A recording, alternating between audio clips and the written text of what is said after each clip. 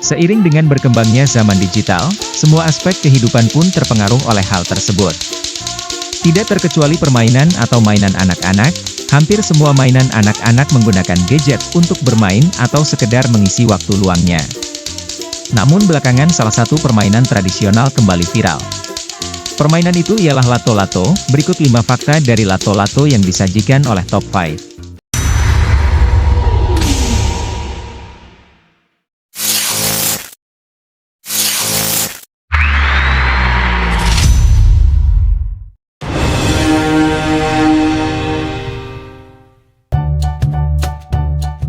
Lato-lato ternyata sudah ada sejak zaman dahulu, tepatnya di tahun 1960-an. Pada awal kemunculannya, lato-lato diketahui terbuat dari kaca. Permainan ini sangat populer di tahun 1970-an, tepatnya Amerika Serikat. Masyarakat Amerika biasa menyebutnya dengan nama clunkers, namun pada peredarannya, permainan ini ternyata sempat dilarang oleh Badan Pengawas Obat dan Makanan AS atau FDA dan sejumlah komunitas hingga pejabat sekolahan. Sementara itu, penyebaran permainan ini juga telah sampai ke Indonesia. Diketahui, nama lato-lato sendiri berasal dari bahasa Bugis, kemudian orang Makassar menyebutnya sebagai kato-kato. Sedangkan di Pulau Jawa, lato-lato lebih sering disebut sebagai etek-etek. Sempat redup dan tak eksis, lato-lato akhirnya kembali viral dengan perbedaan pada bahan utamanya. Tepatnya di tahun 1990-an, bahan lato-lato diubah menjadi plastik modern yang tidak akan pecah. Tentu saja, perubahan bahan utama tersebut membuat lato-lato aman dimainkan oleh masyarakat.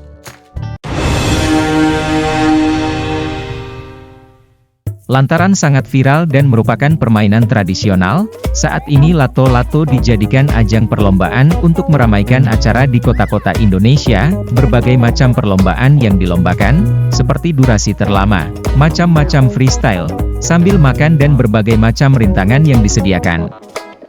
Kategori usia dan kalangan pun beragam, mulai dari anak-anak, remaja serta dewasa, pelajar, mahasiswa dan umum.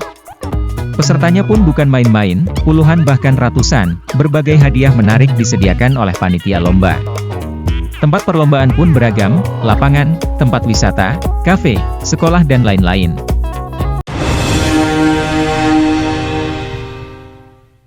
Di zaman yang serba digital seperti sekarang ini, anak-anak yang ketergantungan gadget seperti ponsel bukanlah sebuah rahasia umum.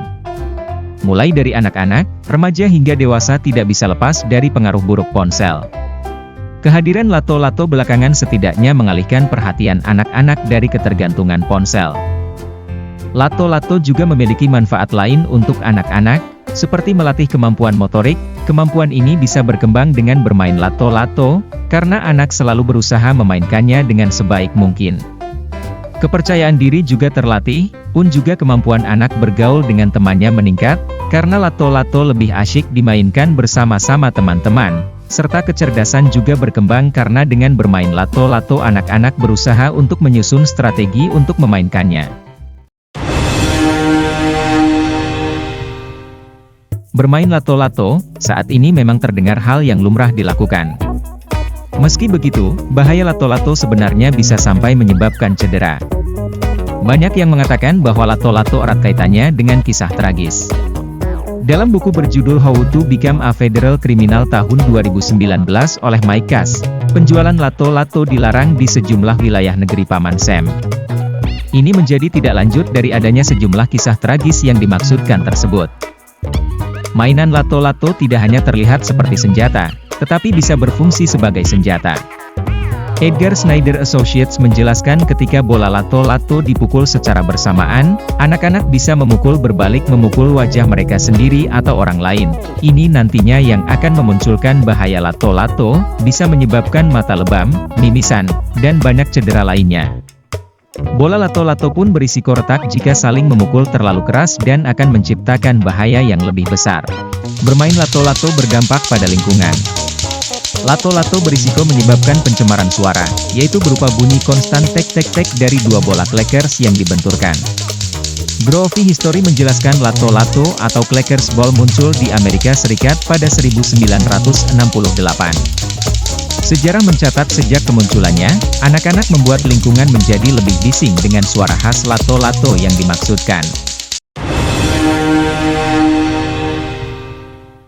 Lato-lato umum, jenis atau varian ini memiliki dua buah bola yang kurang lebih seukuran telur ayam atau bebek.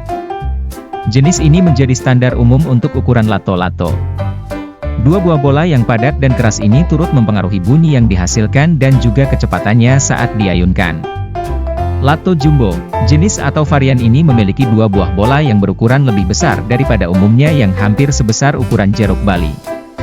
Walau bolanya lebih besar, tapi bola ini ringan dan tidak padat. Lato nyala, jenis atau varian ini dapat memberikan efek menyala pada tempat gelap. Kedua buah bolanya terbuat dari bahan fosfor. Nyala cahaya yang dihasilkan berasal dari sinar yang diberikan dari senter handphone atau benda pengantar cahaya lainnya. Varian ini lazim juga disebut lato center.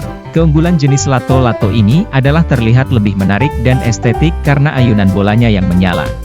Paku jut nok-nok, jenis atau varian lato-lato ini memiliki 4 buah bola dan ketika diayunkan ke 4 buah bola tersebut akan saling berbenturan dan menghasilkan bunyi. Varian ini diperkenalkan oleh masyarakat Sunda dan Ridwan Kamil menamakan varian lato-lato ini paku jut nok-nok. Demikian 5 fakta dari lato-lato versi top 5. Selain memiliki manfaat, lato-lato juga memiliki potensi bahaya, namun semua itu tergantung dari cara kita memainkannya. Jika kita semua memainkannya dengan wajar, semua potensi bahaya bisa teratasi. Sampai jumpa pada top 5 lainnya, jangan lupa subscribe, like, and share.